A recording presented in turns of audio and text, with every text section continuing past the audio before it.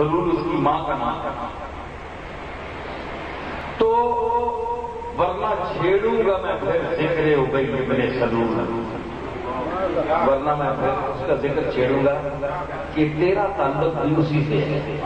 منافقت کے ساتھ، بدنیتی کے ساتھ ضرور بھیجتا ہے. تیرا دل نہیں چاہتا لوگوں کے دکھانے کے لیے اور لوگوں میں حضور سے اپنی نسبت کو ظاہر کرنے کے لیے، مفاد اٹھانے کے لیے درود بھیجتا ہے. اس درود کا کوئی فائدہ نہیں. حضور ہمارے درود کے محتاج نہیں ہیں. اللہ جو ان پر درود بھیج رہا ہے.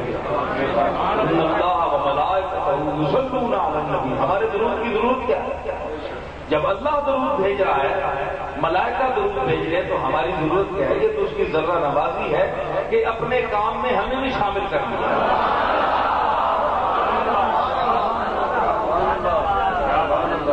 بھائی دیکھیے، اللہ کے کام میں آپ کسی اور کام میں شریک ہیں؟ بولیے.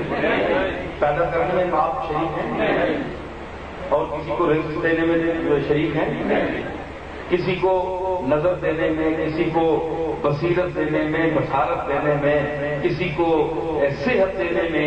اللہ کے کسی کام میں بندہ شریک ہے سوا درود میں.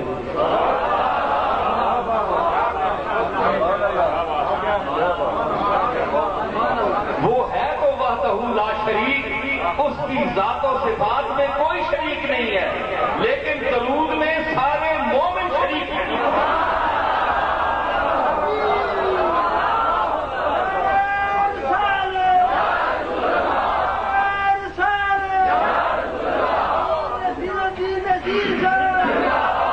بھائی میں سامعین کی مزید توجہ چاہوں گا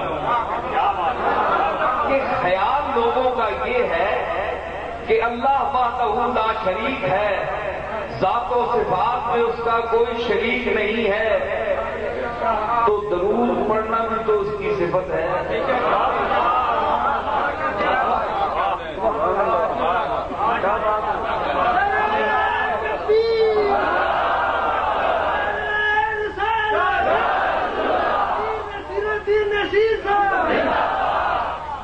درود پڑھنا بھی تو اس کی صفت ہے نا. وحدہ لا شریک ہے، کوئی شریک اس کا نہیں ہے، لیکن اس میں شریک کر دیا. الذین آمنوا صلوا، اللہ ملائکہ یصلون، اور اے آمنو، اے ایمان والو، صلو، تم پڑھو. اللہ نے کوئی وقت مقرر کیا؟ صلو عموم ہے، پڑھو. میں قرآن مجید پڑھ رہا ہوں، یہ کوئی حدیث نہیں ہے کہ آپ نے یہ ضعیف ہے. قرآن مجید پڑھ رہا ہوں. صلو، صلاۃ بھیجو. اللہ نے کوئی وقت مقرر کیا ہے؟ اچھا، اب وقت مقرر اگر ہوتا تو پھر آپ کہتے کہ اذان سے پہلے نہیں پڑھنا چاہیے.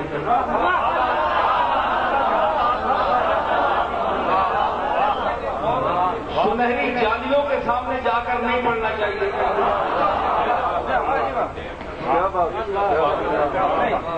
کسی وقت فلاں وقت پڑھنا چاہیے، فلاں وقت نہیں پڑھنا چاہیے. اللہ نے مطلق حکم دیا، صلو.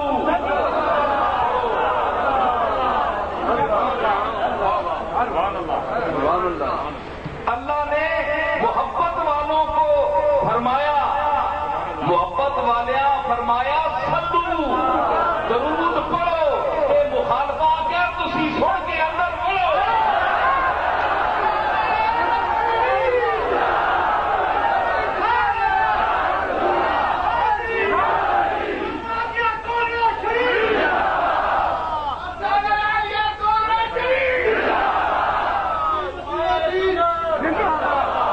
بھائی سلو. اچھا اور دسو، اللہ آخیا بھائی مٹھی آواز نہ پڑے.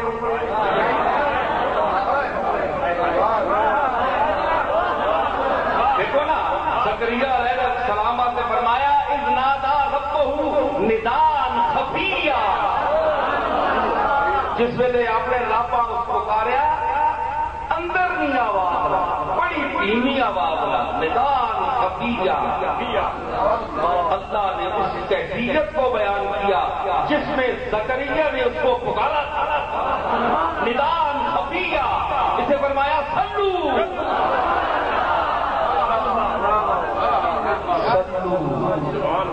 پڑھو پڑھو صحیح بہ کے پڑھو، کھلو کے پڑھو، ہاتھ کھول کے پڑھو، ہاتھ بن کے پڑھو، گوڈے بن کے پڑھو، ہاتھ بن کے پڑھو یا گوڈے بن کے پڑھو، پڑھو سلو پڑھو، آواز کی کوئی تخصیص نہیں فرمائی، مٹھا پڑھو یا اونچا پڑھو۔ ہوں کہہ پتا ہوئے کہ ٹھیک ہے میں گل کر رہا جڑا صرف اس بات کی میں وہ دلیل نہیں پیش کر رہا کہ میں ان لوگوں سے یہ کہوں بھائی بعض لوگ یہ اعتراض کرتے ہیں کہ نماز پڑھ رہے ہوتے ہیں لوگ درود و سلام اونچا پڑھنا شروع کر دیتے ہیں تو نماز میں خلل پڑتا ہے، یہ ٹھیک ہے، بعض دفعہ ایسا ہوتا ہے، اس چیز کا احترام کرنا چاہیے۔ جو لوگ نماز پڑھ رہے ہیں ان لوگوں کو ہمارے ہاں گولڈن شریف میں سلام یا اس طرح کی صلاۃ و سلام ہر نماز کے ساتھ نہیں پڑھا جاتا۔ پیر میرے رشاہ صاحب کے دور سے پرانی اسی طرح چلا آ رہا ہے، تو یہ ضروری نہیں ہے کہ آپ صلاۃ و سلام ضرور پڑھیں کہ اس کے بغیر جو ہے وہ اذان نہیں ہو سکتی، یہ بھی کوئی ضروری نہیں ہے کہ آپ چڑھانے کے لیے ضد اور تفرقہ اندازی کے لیے فساد پیدا کرنے کے لیے آپ یہ ضرور الصلاۃ والسلام علیہ یا رسول اللہ پڑھیں۔ اب سپیکر کا ہونا ضروری ہے، کوئی مولوی صاحب اگر آواز سپیکر کی نہ ہو تو مسجد میں صلاۃ والسلام شاید نہیں پڑھتے، لیکن سپیکر بول رہا ہو تو ضرور پڑھتے ہیں۔ تو آپ یہ سمجھتے ہیں کہ سرکار سپیکر کی آواز سنتے ہیں؟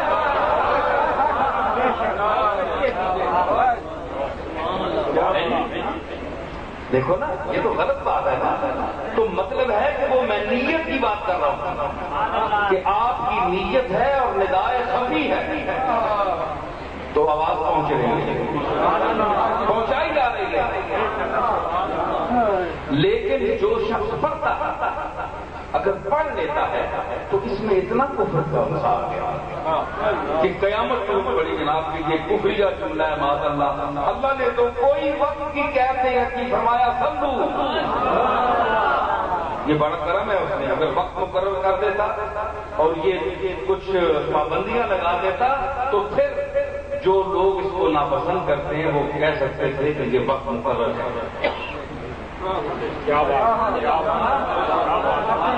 لیکن جو نماز ہے چونکہ اذان باخبر کرنا ہے اور صلاۃ اس کا نتیجہ، صلاۃ کا مقام تو بہت ہے نا، تو اس لیے حضور علیہ الصلوۃ والسلام کا ذکر خیر اس انداز میں کرنا بہتر ہے جس انداز میں حضور پسند کرنا۔ اگر نماز میں خلل پڑتا ہے، لوگ نماز پڑھ رہے ہیں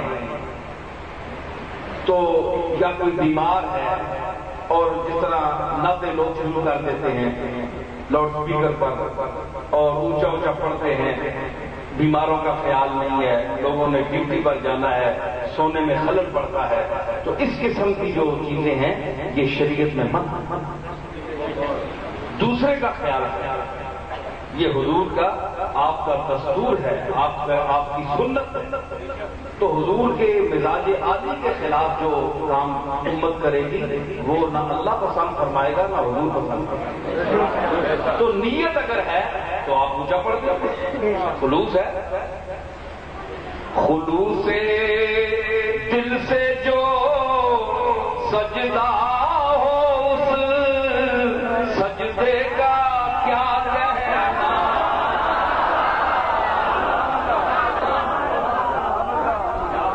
منظور صاحب نے جس راگ میں پڑھا ہے نا وہ میں سمجھتا ہوں، لیکن بے راگ انشاءاللہ میں بھی نہیں لوں گا، یہ بھی منظور فرمائیں۔